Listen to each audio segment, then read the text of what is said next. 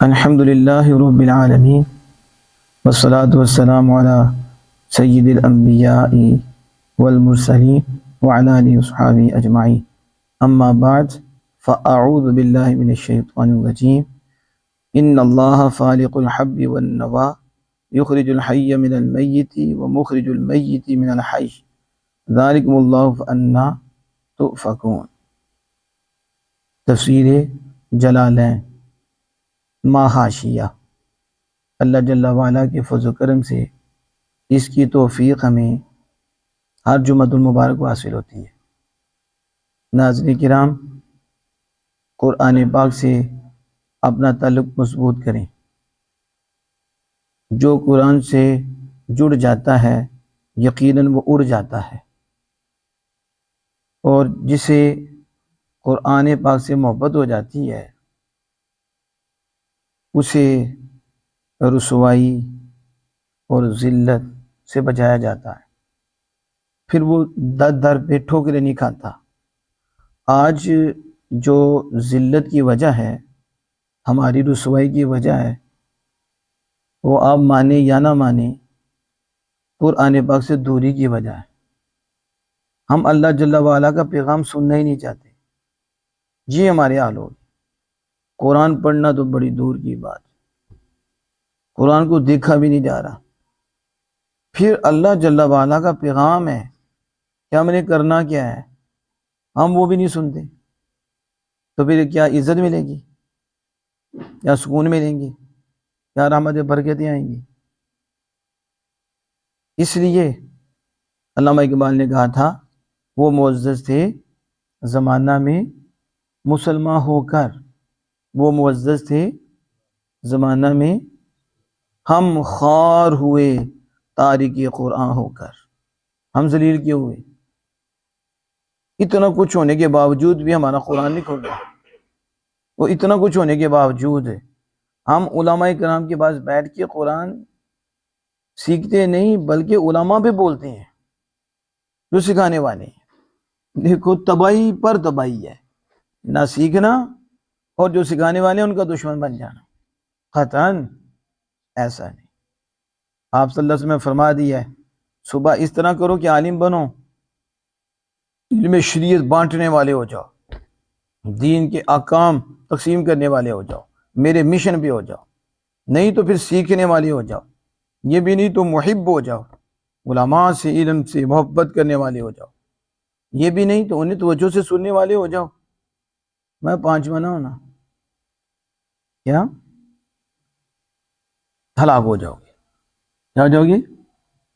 چاروں میں سے ایک ہو جانا۔ تو یہ اللہ کے فضل سے ہم نے سلسلہ شروع کیا ہے۔ اللہ عز و جل اس نور کو ہمیں بھی سینے میں اتارنے اور آگے پھیلانے، اور جو سن رہے ہیں مالک انہیں بھی اتارنے اور آگے پھیلانے کی توفیق عطا فرمائے۔ ان اللہ فالق الحب والنوى، بے شک اللہ فالق ہے، پھاڑنے والا ہے۔ کیا ہے؟ کس کو؟ حب کو۔ حب کہتے ہیں دانے کو، اس کو کہتے ہیں دانے کو، اور والنوى گٹھلی۔ اللہ فرماتا ہے بے شک اللہ دانے اور گٹھلی کو پھاڑنے والا۔ بولو، حب دانا اور نوا گٹھلی، تو بے شک اللہ پھاڑنے والا ہے کس کو؟ دانے کو اور گٹھلی کو۔ یخرج الحی، وہ زندہ کو نکالتا ہے۔ یخرجو، وہ نکالتا ہے کس کو؟ زندہ کو۔ کس سے نکالتا ہے؟ من المیت، مردے سے۔ اسے مردہ سے زندہ نکالتا ہے۔ ومخرج المیت، اور مردے کو نکالتا ہے، مردے کو نکالنے والا کس سے؟ من الحی، زندہ سے۔ کس سے؟ فَأَنَّا تُؤْفَكُونَ، ذالکم اللہ، یہ اللہ ہے، یہ اللہ ہے، یعنی جو پھاڑنے والا ہے، نکالنے والا کون ہے؟ اللہ۔ تو فَأَنَّا تُؤْفَكُونَ، تم کدھر بھٹک رہے ہو؟ تم کدھر، اور تم کدھر پھر رہے ہو؟ کدھر ایمان سے ہٹ کے دفع ہو رہے ہو؟ یہ سارا کچھ کرنے والا کون ہے؟ خالق کائنات۔ سنو شاعر کیا کہتے ہیں، ان اللہ فالق، ان اللہ شاق الحبی، فالق کا معنی شاق سے کیا، تو شاق کا معنی پھاڑنے والا، اور بین السطور میں انہوں نے اس کا معنی خالق الحبی والنوا بھی کیا ہے۔ کیا کیا؟ بین السطور دو ستروں کے درمیان ہوتا ہے، اسے بھی پڑھتی ہیں، یعنی گٹھلی اور دانے کو پیدا کرنے والا کون ہے؟ اللہ پاک۔ اور شاعر کہتے ہیں شاخ پھاڑنے والا، وہ بھی کون؟ اللہ پاک، پیدا کرنے والا۔ عن النباتی، شاعر نے یہ اس کا متعلق بیان کیا کہ جو حب ہے اس کے ساتھ کس کا تعلق ہے؟ کہتے ہیں نبات سے۔ کسے؟ اللہ حب کو پھاڑنے والا ہے، پیدا کرنے والا کس سے؟ نبات سے۔ اور نوا گٹھلی کو من عن النحل، کس سے؟ درخت سے۔ کس سے؟ اب یہ تو شاعر نے کہا، لیکن حاشیے میں مزید اس کی وضاحت کی ہے۔ وہ کیا وضاحت کی ہے؟ وہ کہتے ہیں کہ پہلے اللہ عز و جل کی توحید کا ذکر ہوا، آپ نے پیچھے پڑھا، اللہ عز و جل کی توحید کا ذکر تھا۔ اب توحید کا ذکر کرنے کے بعد اس چیز کا ذکر کیا جا رہا ہے جو اللہ کی توحید پہ دلالت کرتی ہے۔ اللہ کی، اللہ ایک ہے، وحدہ لا شریک ہے۔ اب اس کی توحید کی کہ دانے کو بھی پھاڑنے والا ہے، تو جو دانے کو پھاڑنے والا وہ کون ہے؟ وہ اللہ۔ تو پہلے اللہ کی توحید کا ذکر ہوا، اب اس کے بعد نشانیاں، اس کے بعد کہ یہ دیکھو دانے کو کون پھاڑتا ہے، کون پیدا کرتا ہے، کون زمین کو چیر کر درخت بنا دیتا ہے، اور اس درخت کے اندر دانے پیدا ہو جاتی ہیں، تو دانے سے درخت بنا دیا، اور درخت میں پھر دانہ بنا دیا، اس دانے سے پھر درخت بنا دیا، اس دانے سے کوئی گٹھلی پھاڑی، گٹھلی پھاڑنے سے درخت نکل آیا، اور پھر اسی میں پھر گٹھلی پیدا کر دی، اسی گٹھلی سے پھر درخت پیدا کر دیا اسی سے۔ تو یہ کیا ہے؟ اللہ کی وحدانیت پر دلیل ہے کہ نہیں؟ وہ کہتے ہیں کہ پہلے اللہ کی توحید کا ذکر کیا، اب اس کے بعد وہ جو توحید پر دلالت کرتے ہیں اس کا ذکر کیا۔ اب سوال یہ ہے کہ حب سے مراد کیا ہے؟ حب سے مراد کیا ہے؟ کہ جب ما لا نوا لہو، یعنی وہ جس کے لیے گٹھلی نہ ہو، جسے پھینکا جاتا ہے۔ کیا؟ کھجور کھائی تو پھینکا کیا جاتا ہے؟ گٹھلی۔ تو حب سے مراد وہ نہیں کہ گٹھلی ہو جسے پھینکا جائے، بلکہ اس سے مراد کیا ہے؟ اس سے مراد جو ہے، گندم ہے۔ کیا ہے؟ جو، گندم، یہ دانے، اسے کیا کہتے ہیں؟ حب۔ اور قول، قول کیا ہوتا ہے؟ پھینکنا۔ یہ بات جو کہہ رہے ہیں یہ بھی کیا ہے؟ سمجھ آ رہی ہے کہ نہیں؟ اور نوا جو ہے یہ حب کی ضد ہے، یعنی دونوں ضدیں ہیں، حب دانا، سمجھ آگے، شعیر، گندم، اور جو نوا ہے اس کی ضد ہو گئی، تو وہ کیا ہے؟ وہ ہے گٹھلی۔ تر کھجور دیکھو، تر کھجور دیکھو، خشک کھجور دیکھو، یہ کیا ہوں گی؟ یہ نوا ہوگی، اس کے اندر کیا ہے؟ گٹھلی ہے۔ آم دیکھو، اس کے اندر کیا ہے؟ گٹھلی۔ تو حب اور نوا ضدیں ہیں، حب دانا اور نوا گٹھلی۔ سمجھ آ گئی؟ اور کہتے ہیں کہ ان دونوں قسموں میں زمین سے جو چیز نکلتی ہے، زمین سے ان دو قسموں میں ہی بند کر دی گئی ہے۔ اس میں زمین سے جو چیزیں نکلتی ہیں ان دو قسموں سے ہی ہیں، ان زمین سے یا کیا نکلے گا؟ دانا یا گٹھلی، ان سے باہر نہیں ہے، ان سے۔ تو دیکھو اللہ پاک نے دو کا ذکر کیا، فالق الحبی والنوا، یعنی زمین سے جو چیز نکلتی ہے ان دو قسموں میں ہے، ان یا دانے سے یا گٹھلی سے۔ سمجھ آ گئی؟ تو بھائی بے شک اللہ دانے کو پھاڑنے والا ہے اور گٹھلی کو پھاڑنے والا ہے۔ یہاں لکھا ان النخ، شاعر نے پہلے لکھا ان النبات، کیا لکھا؟ نبات۔ تو نبات سے کیا مراد ہے؟ کہتے ہیں نبات سے مراد یہ ہے کہ سبز پھولوں کے نکالنے والا، سبز پھول، من الحبۃ الیابسہ، خشک دانے سے۔ کیا مطلب نبات سے؟ کہ وہ مالک ہے کہ دانا ہے خشک، دانا دیکھا آپ نے تو سبز ہوتا ہے، تجھے گاؤں جی نہیں رہتے کدی گندم نہیں جلائی لگائی جی دیکھیے وہ سبز رنگ ہوں خشک ہوتا ہے نا، تو بیجتے کیا ہو؟ خشک، تو نکلتا کیا ہے؟ سبز۔ کیا نکلتا ہے؟ یہ ہے نبات سے مراد کہ دانا ہے حبۃ الیابسہ، کیا ہے؟ تو یابس یبوست، خشک، خشک دانے سے سبز پھول، سبز پھول کو نکالنے والا، سبز۔ تو دیکھو پھر وہ نکلتا ہے، پھر وہ پھول بنتے ہیں، ٹھیک ہے؟ پھر کیسا مالک کا ایک سبحان اللہ خوبصورت نظام ہے کہ اس کے اندر دانا بنتا ہے، اس کے اندر دانا بن جاتا ہے۔ کیا بن جاتا ہے؟ دانا۔ تو یہاں جو شاعر نے نبات فرمایا، اس کا مطلب ہے خشک دانے سے، ورد الاحزر، سبز پھول، سبز پھول نکالنے والا۔ ابھی اس کی تفسیر کرنے میں جاتے، نخل سے کیا مراد ہے؟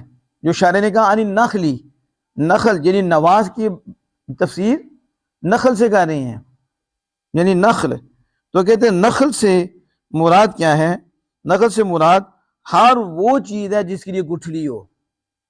نخل سے کیا مراد ہے؟ ہر وہ چیز جس کے لیے گٹھلی ہو، اللہ پاک اسے نکالنے والا ہے۔ صرف یہ نہیں ایک درخت لے لو، ایک یہ نہیں، نخل سے مراد ہر وہ چیز جس کے لیے گٹھلی ہو، اور دانے سے مراد خشک دانا جس سے سبز پھول اللہ پاک نکالنے والا ہے۔ تو بس ترجمہ کس طرح آپ کریں گے؟ بے شک اللہ تعالی یہ دانے چون سا بھی ہو وہ پھاڑنے والا ہے زمین سے، اور نوا جو بھی گٹھلی ہو وہ کون پھاڑنے والا ہے؟ اللہ پاک۔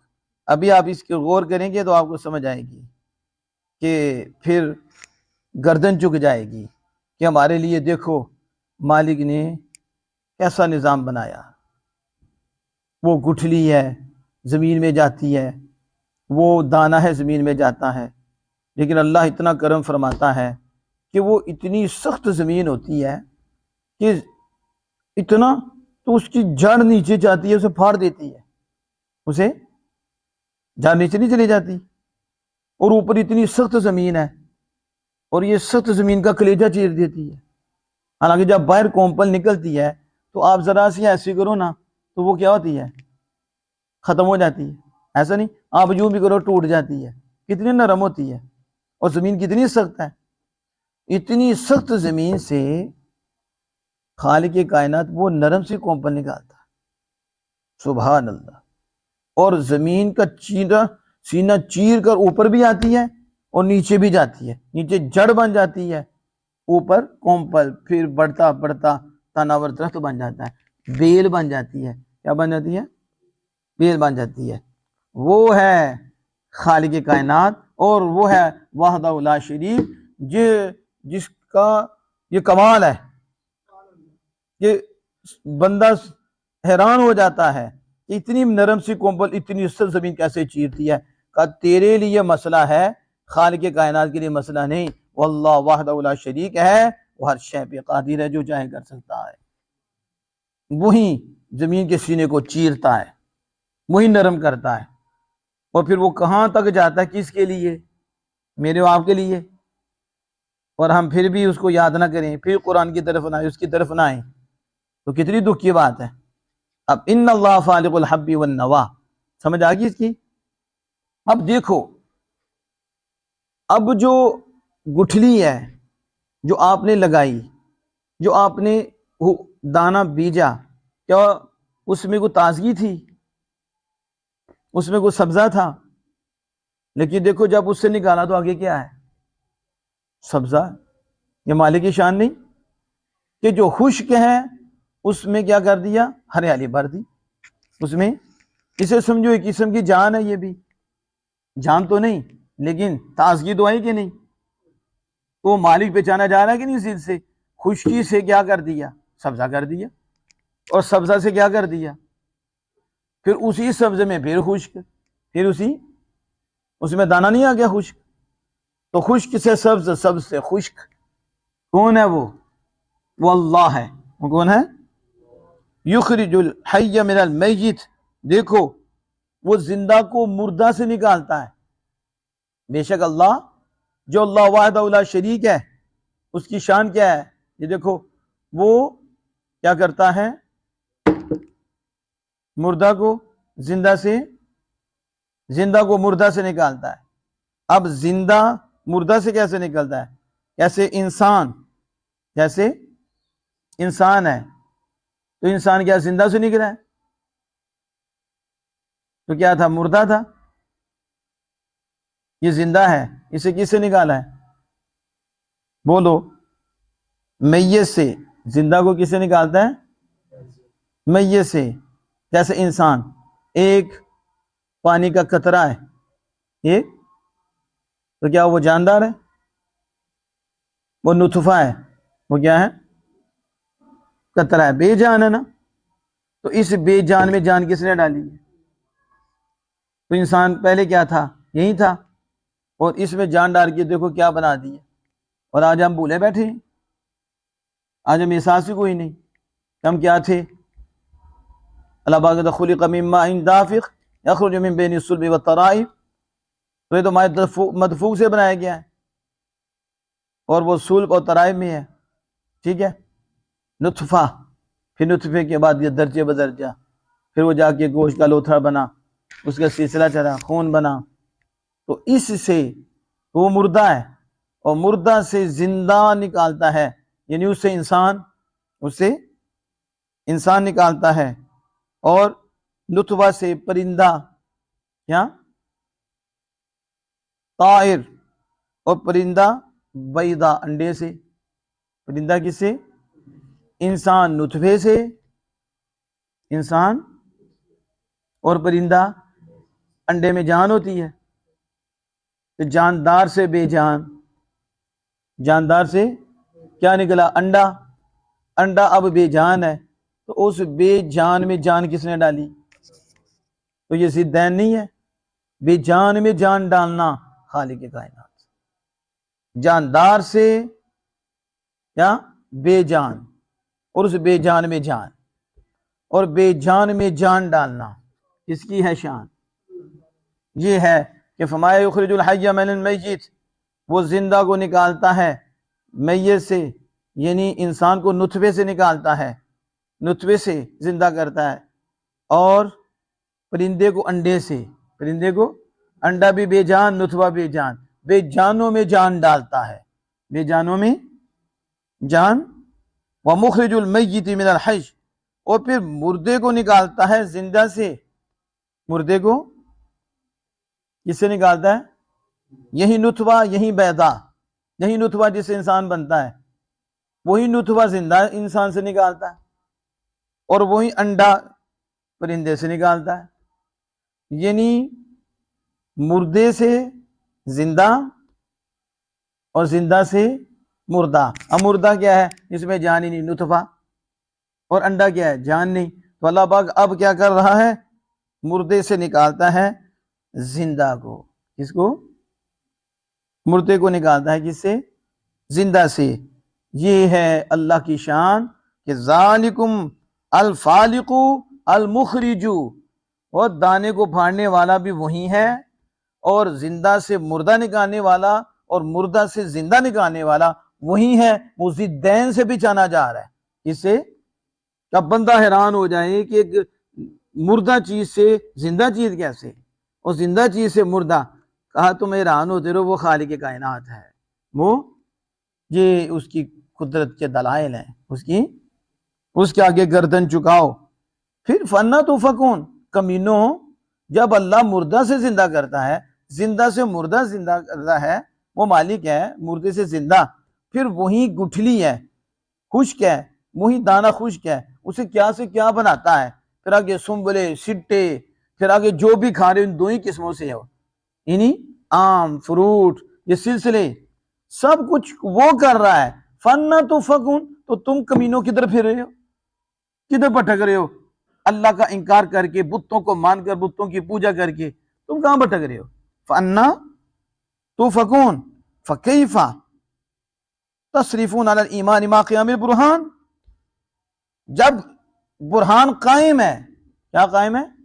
دلیل قائم ہے، ان اللہ فالق الحب والنوا، تو جب یہ دلیل قائم ہے، دلیل کے قائم ہوتے ہوئے بھی اس پہ ایمان لانے کی بجائے کسی اور کی طرف جا رہے ہو، پھر ایمان سے کیسے پھرتے ہو تم؟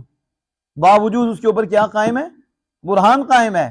برہان پیچھے آ گئی، اللہ پاڑنے والا ہے، اللہ نکالنے والا ہے، اللہ زندہ سے مردہ، مردہ کو زندہ سے نکالتا ہے، پھر تم کہاں بھٹکتے ہو، کہاں پھرتے ہو؟ یعنی ایمان لانے کی بجائے کفر کی طرف جاتے ہو۔ اب تو تجھے ماننا چاہیے کہ ایک ہی خالق ہے، ایک ہی حقیقی مالک ہے، اور ایک ہی خدا ہے، ایک ہی معبود ہے، معبود برحق، اور ایک ہی خدا ہے، اور وہی جدا ہے۔ ٹھیک ہے، تو اس پہ ایمان رکھو۔ دیکھو نا، اس طرح بندہ جب اللہ کی تخلیق میں غور و فکر کرتا ہے، اس میں، تو اس کے اندر اللہ کی محبت پیدا ہوتی ہے۔ کیا ہوتی ہے؟ اللہ کی نشانیوں میں جب غور و فکر کرتا ہے تو اس کے اندر کیا ہوتا ہے؟ پھر اسے احساس پیدا ہوتا ہے کہ میں اب اس مالک کی طرف اور چکا ہوں، اور جو نہیں مانتے وہ غور و فکر کرتے ہیں تو پھر وہ بھی مانتے ہیں اگر اللہ نے ان کی قسمت میں رکھا ہے، لیکن جو پہلے ہی مانتے ہیں جب وہ اس میں غور و فکر کرتے ہیں، میں اب اس کو کھولتا جاؤں تو ٹائم بڑا چاہیے، اس لیے ہم نے ٹائم بچانا ہے، اگر میں دانے پہ گفتگو کروں آپ حیران ہو جاؤ، گٹھلی پہ میں گفتگو کروں آپ حیران ہو جاؤ کہ آپ تک یہ پہنچا کیسے ہے، اور سورج، چاند، یہ زمین، یہ ہوائیں کس کے لیے؟ تو پھر آپ گردن کبھی ایسے بھی نہ کرو، تو ہر گھڑی ہم اللہ کی طرف جھکے رہے ہیں، اتنا مہربان ہمارا مالک، ہم کچھ بھی نہیں کرتے پھر بھی دے رہا ہے۔ شاہ سعدی رحمہ اللہ تعالیٰ نے بڑی خوبصورت بات کی، آپ نے کہا کہ اے کریم کار ساز از خزانہ غیب گبر و ترسا وظیفہ خورداری، ہے میرے کریم مالک، تو کریم ہے، اور تیرے کرم کا کیا کہنا، تیرے خزانہ غیب سے تو سائی بھی کھاتے ہیں، کون کھاتے ہیں؟ اور یہ آگ پرست بھی کھاتے ہیں، جبکہ تیرے دشمن ہے مالک، تو ان کو پال رہا ہے، بھوکے یہ بھی نہیں مرتے، اپنا کھاتے ہیں جو ان کا تو نے لکھ دیا ہے، دشمن کو تو پال رہا ہے، دوستا کجا کنی محروم تو کہ بعد دشمنہ نظر داری، جب تو کتوں کو پالتا ہے، کتوں سے بھی بدتر کو تو پالتا ہے، جو تجھے مانتے نہیں تیرا کھاتے ہیں، تو جو تجھے مانتے ہیں، تو تجھ سے پیار کرتے ہیں، تو انہیں کیسے محروم رکھے گا؟ انہیں جب انہیں رزق دے رہا ہے تو یاروں کو کیوں نہیں دے گا جو تجھ سے پیار کرنے والے ہیں؟ تو تجھ سے بس کیا کرنا پڑتا ہے؟ غور و فکر کرنا پڑتا ہے۔ آگے دیکھیں، فرمایا فالق الاصباح وجعل الليل سكنا والشمس والقمر حسبانا ذلك تقدیر العزیز العلیم، ذلك تقدیر عزیز علیم، صبح کو پھاڑنے والا۔ اب دیکھو کتنی بڑی یہ دولت ہے، صبح نہیں ہے دولت، جہاں صبح ہی نہیں انہیں پوچھو، جہاں روشنی ہی نہیں 24 گھنٹے اندھیرا ہی ہے ادھر پوچھو، کیونکہ ہمارے پاس ہے ہمیں اتنی قدر نہیں، صبح کو سوئے رہے مرے رہے، نہ نماز فجر کا پتہ نہ قرآن کا پتہ، بس کام پہ جانے کے لیے اٹھے، اسکول میں بچے جانے تیاری کی، بچوں کو بھیج دیا، یہی مسلمانی ہے۔ اور شکر ادا کو اس رات کا جسے رات نہیں رہنے دی، وہ کہتا ہے میں ہوں، میری، یہ اس کی طاقت ہے، یہ اس کی طاقت، یہ اس کی شان، کہ صبح کو پھاڑتا ہے. کیا کرتا ہے؟ اب یہاں اسبا بمانا ہم صبح کریں گے. کیا کریں گے؟ یہ اسبا یوسف اسبا سے صبح میں داخل ہونا نہیں مراد لیں گے. شاعر کہتے ہیں کہ فارق الاسبا یہ مصدر بمانا صبح ہے، مصدر، لیکن صبح کے معنی میں ہے. اس کے معنی میں ہے صبح کو پھاڑنے والا. یعنی کیا مطلب؟ شاقو عمود الصبوحی، شاقی یہ جو عمود الصبوحی، کیا مطلب؟ صبح کے عمود کو پھاڑنے والا. صبح کے وہ کیا ہوتا ہے؟ صبح کاذب کے وقت، صبح قاضی کے وقت وہ روشنی جو عمود کے مشابہ ہوتی ہے. اس کے ایک صبح کاذب ہوتی ہے، وہ یہ فضیل صاحب کو پتا کس طرح آتی ہے، وہ دھوکہ دے کے چلی جاتی ہے. بندہ سمجھتا صبح ہو گئی ہے. کیا ہو گئی ہے؟ وہ ایک لکیر سی ہوتی ہے، پھر بعد میں غائب ہو جاتی ہے، اسے صبح کاذب کہتے ہیں. اس کے بعد پھر افق سے آتی ہے روشنی، اسے صبح صادق کہتے ہیں. تو اس روشنی کو عمود کے ساتھ، صبح کاذب کے ساتھ اسے تشبیہ دی گئی. روشنی کو عمود کہا گیا، ستون کی طرح. تو صبح کاذب کے ساتھ، تو پھر اللہ پاک جو ہے اس کو پھاڑنے والا وہ کیا ہے؟ وَهُوَ أَوَّلُ مَا يَبْدُو مِن نُورِ النَّهَارِ عَنْ ظُلْمَةِ اللَّيْلِ. وہ سب سے پہلے وہ روشنی نور ہوتا ہے جو رات کی طریقے سے دن کے نور سے ظاہر ہوتا ہے. رات کی طریقے سے دن کے نور سے ظاہر ہوتا ہے. وَجَعَلَ اللَّيْلَ سَكَنًا، اور اس نے رات کو سکون کے لیے بنایا. اس کے لیے یہ اللہ پاک بتا رہا ہے کہ اللہ ہے جس نے رات کو اس کے لیے بنایا، سکون کے لیے. کیا مطلب؟ یسکن فی الخلق من التعب، یہ مخلوق تھکاوٹ سے اس میں سکون کرے. پھر بھی شرم نہ آئے ہمیں کہ ہمارے لیے کہ مالک نے دیکھو کتنا کرم فرمایا کہ اگر رات ہی رہے تو سکون، دن ہی رہے. تو اب یہ دن میں کام کرتے ہیں، میرا ذکر کرتے ہیں میرے بندے، اب رات میں سکون کریں. تو ان کے لیے سکون کے لیے رات بنائی تاکہ اس میں یہ تھکاوٹ سے سکون کیا کریں. تو رات کا جو سکون ہے وہ صبح کا نہیں ہے. صبح کا آپ 12 گھنٹے بھی سو جائیں اور رات کا شاید 1 گھنٹہ ہی سو جائیں. جو رات کا آرام ہے صبح کا ہے. تو یسکنو تمہارے لیے اللہ پاک نے کیا، تو پھر خدا کے لیے تم کیوں نہیں کرتے؟ تمہارے لیے تھکاوٹ سے تمہاری تھکاوٹ دور ہو جائے. والشمس والقمر، اور اس نے سورج اور چاند کو بنایا. سورج کہتے ہیں یہ جو سورج چاند ہے یہ منصوب پڑا ہے بالنسبت محل اللیل، تو رات کے محل پر اسے عطف ڈالا ہے. یہ فضائل سے سمجھے گی، مدخول پہ نہیں.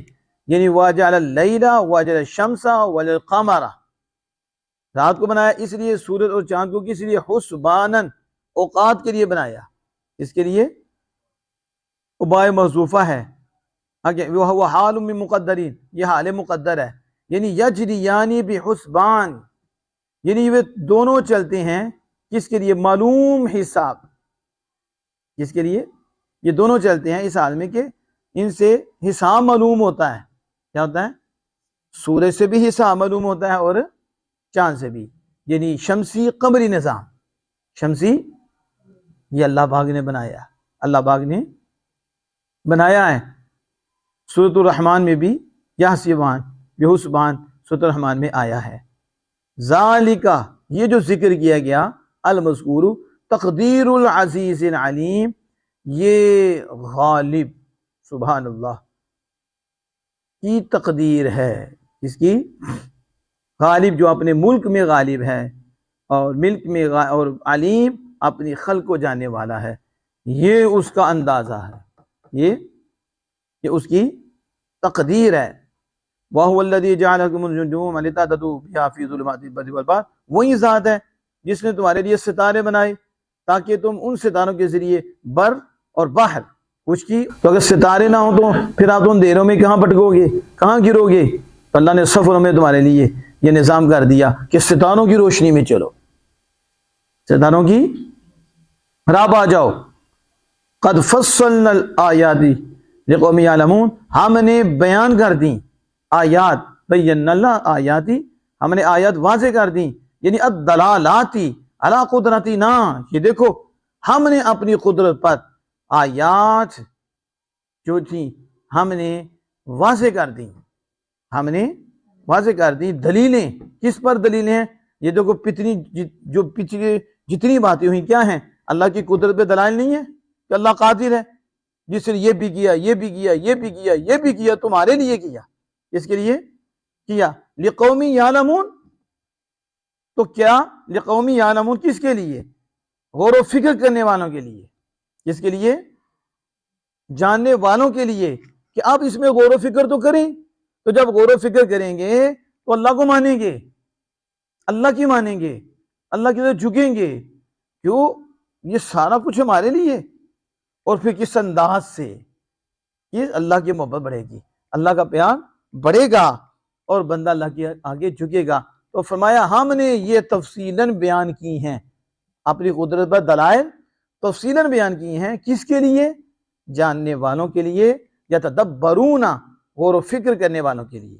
کس کے لیے؟ آپ بھی غور و فکر کرو گے کہ نہیں؟ کدی آپ نے کر لی ہو تو پھر آپ کا دل کرے گا کہ ہم نماز بھی پڑھیں، سچ بھی بولیں، قرآن بھی پڑھیں، دین بھی پڑھیں، کسی کو تنگ نہ کریں. ہم اس کی مانیں جس نے ہمارے کے لیے ہوا ہمارے لیے، پانی ہمارے لیے، سورج ہمارے لیے، ستارے ہمارے لیے، ٹھیک ہے، غذائیں پک رہی ہیں، یہ چیزیں بن رہی ہیں، اللہ نے ان کو ہمارے لیے مسخر کر دیا. اور ہمیں خدا نے اپنے لیے، ہمیں خدا نے، اب ہم نے خدا کی قدرتوں میں غور کرنا ہے، اس کی آیات میں غور کرنا ہے.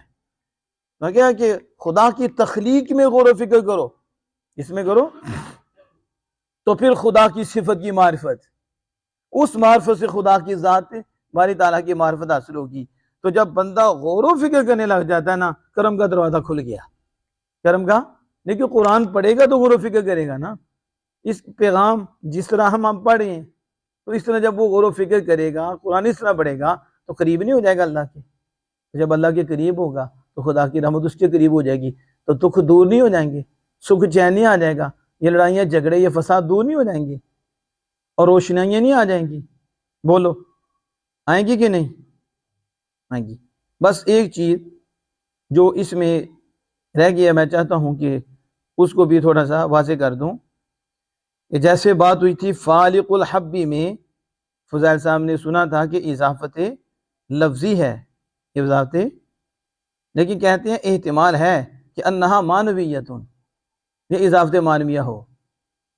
یہ اضافت معنویہ کا احتمال رکھتی ہے. اس کا رکھتی ہے اضافت معنویہ تو ہوتی ہے کہ صفت کا صیغہ نہ ہو، معمول کی طرف مضاف ہو. تو پھر کیسے رکھتی ہے؟ کہتے ہیں فالق بمعنی فلق، فالق بمعنی یہ مجازی ہو جائے گا، تو فلق صفت مشبہ ہے. اب فالق کو بمعنی فلق نہیں تو یہ صفت مشبہ بنے گا، اور پھر جو ہے یہ اضافت کون سی بن جائے گی؟ معنوی. وَهُوَ الْأَقْرَبُ، کہتے ہیں یہ زیادہ قریب ہے، معنوی لینا یہ زیادہ قریب ہے. اب شاعر نے بھی آگے ان کا لفظ بھی استعمال کیا تھا، ان النوا، نوا پہ یہ ان کا لفظ بھی استعمال کیا. وَيَحْتَمِلُ أَنَّهَا لَفْظِيَّةٌ، اور احتمال رکھتا ہے یہ لفظی ہو. کیا ہو؟ تو جو لفظی ہو تو مراد یہ ہے کہ فی الحال بھی وہی دانے کو پھاڑنے والا ہے، آئندہ بھی وہی پھاڑنے والا ہے. فالق فی الحال والاستقبال، پھر کیا ہو جائے گا کہ فی الحال نکالا، فی یعنی موجودہ میں بھی وہی پھاڑنے والا ہے، اور والاستقبال، استقبال میں آئندہ بھی وہی پھاڑنے والا، کوئی اور نہیں کہ ابھی وہ کٹھلی اور اس کو پھاڑنے والا ہے، نکالنے والا ہے، ابھی بھی وہی ہے، آئندہ بھی وہی ہے. فالق الحبی والنوا. اللہ جل وعلا سے دعا ہے کہ اپنے محبوب کریم صلی اللہ علیہ وسلم کے صدقے سے ہمیں قرآن کا نور اور اس پہ عمل کی توفیق عطا فرمائے، اور اسے عام کرنے کی توفیق اس جامع کو اور تمام اہل سنت جماعت کے جامعات کو دن دگنی رات چگنی مالی ترقی عطا فرمائے، معاونین کو ہدایت خیر اور برکتیں عطا فرمائے.